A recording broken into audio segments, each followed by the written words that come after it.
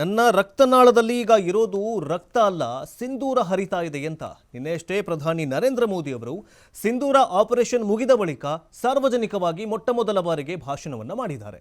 ಏನು ಮಾತಾಡಿದ್ದಾರೆ ಅಂತಂದ್ರೆ, ಪಾಕಿಸ್ತಾನದ ವಿರುದ್ಧ ಗುಡುಗು ಈಗಾಗಲೇ ಯುದ್ಧ ಮುಂದುವರೆಸಿದ್ದು ನರೇಂದ್ರ ಮೋದಿ. ಈಗ ಮೋದಿಯವರ ರಕ್ತನಾಳದಲ್ಲಿ ರಕ್ತ ಹರಿತಾ ಇಲ್ಲ, ಬದಲಿಗೆ ಸಿಂಧೂರ ಹರಿತಾ ಇದೆ. ಸಿಂಧೂರವು ಗನ್ ಪೌಡರ್ ಆದಾಗ ಏನಾಗತ್ತೆ ಅನ್ನೋದು ದೇಶದ ಶತ್ರುಗಳು ಈಗಾಗಲೇ ಅರಿತುಕೊಂಡಿದ್ದಾರೆ ಅಂತ ಇದೇ ಪ್ರಧಾನಿ ಮೋದಿ ಅವರು ಹೇಳಿದ್ದಾರೆ. ಅಂದರೆ ಪಾಕಿಸ್ತಾನವು ಮಂಡಿಯೂರಿದಂತೆ ಮಾಡಿದ್ದೇ ನಮ್ಮ ಭಾರತೀಯ ಸೈನ್ಯ. ಪಾಕಿಸ್ತಾನ ಯಾವಾಗ ಕಾಲ್ ಕರೆದು ಜಗಳಕ್ಕೆ ಬರುತ್ತೋ ಆ ಟೈಮಲ್ಲಿ ಭಾರತ ತಕ್ಕ ಉತ್ತರವನ್ನು ಕೊಟ್ಟಿದೆ. ಸಿಂಧೂರ ಯಾವಾಗ ಗನ್ ಪೌಡರ್ ಆಗತ್ತೆ, ಆ ಗನ್ ಪೌಡರ್ ಆದಾಗ ಏನು ಉತ್ತರ ಬರುತ್ತೆ, ಪ್ರತ್ಯುತ್ತರ ಏನಿರುತ್ತೆ ಅನ್ನೋದು ಈಗಾಗಲೇ ಪಾಕಿಸ್ತಾನಿಗಳಿಗೆ ಜೊತೆಗೆ ಶತ್ರು ರಾಷ್ಟ್ರಗಳಿಗೆ ಗೊತ್ತಾಗಿದೆ ಅಂತ ಪ್ರಧಾನಿ ಮೋದಿ ಅವರು ನಿನ್ನೆಯಷ್ಟೇ ಒಂದು ರ್ಯಾಲಿಯನ್ನು ಉದ್ದೇಶಿಸಿ ಮಾತನಾಡಿದ್ದಾರೆ.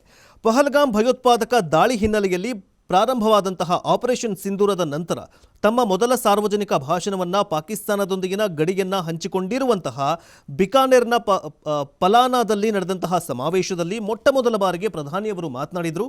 ಏಪ್ರಿಲ್ 22ರಂದು ನಡೆದಂತಹ ದಾಳಿಗೆ ಪ್ರತಿಕಾರವಾಗಿ ನಾವು 22 ನಿಮಿಷದಲ್ಲಿ 9 ದೊಡ್ಡ ವಾಯುನೆಲೆಗಳನ್ನು ಅಂದರೆ ಭಯೋತ್ಪಾದಕ ಅಡಗುತಾಣುಗಳನ್ನು ನಾವು ಹೊಡೆದುರುಳಿಸಿದ್ದೇವೆ, ಸಂಹಾರ ಮಾಡಿದ್ದೇವೆ ಅಂತ ನಿನ್ನೆ ಪ್ರಧಾನಿ ಮೋದಿಯವರು ಘಂಟಾಘೋಷವಾಗಿ ಹೇಳಿದ್ದಾರೆ. ಅದು ಎಲ್ಲಂತಂದರೆ ಬಿಕಾನೇರ್ ಅಂತಂದರೆ ಅದು ಪಾಕಿಸ್ತಾನ ಮತ್ತು ಭಾರತದ ಬಾರ್ಡರಲ್ಲಿರುವಂತಹ ಈ ಒಂದು ಜಿಲ್ಲೆಯಲ್ಲಿ ಅಥವಾ ಈ ಒಂದು ಪ್ಲೇಸಲ್ಲಿ ನಿನ್ನೆ ಪ್ರಧಾನಿ ಮೋದಿಯವರು ರ್ಯಾಲಿಯನ್ನು ಉದ್ದೇಶಿಸಿ ಮಾತನಾಡಿದ್ದಾರೆ. ಹಾಗಾದರೆ ಅವರು ಏನು ಹೇಳಿದಾರಂತ ನೋಡ್ಕೊಂಡು ಬನ್ನಿ.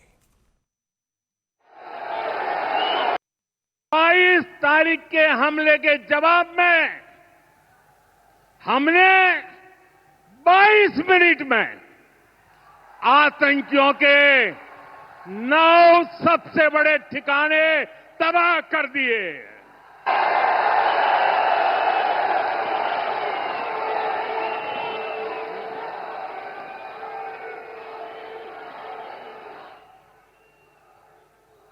दुनिया ने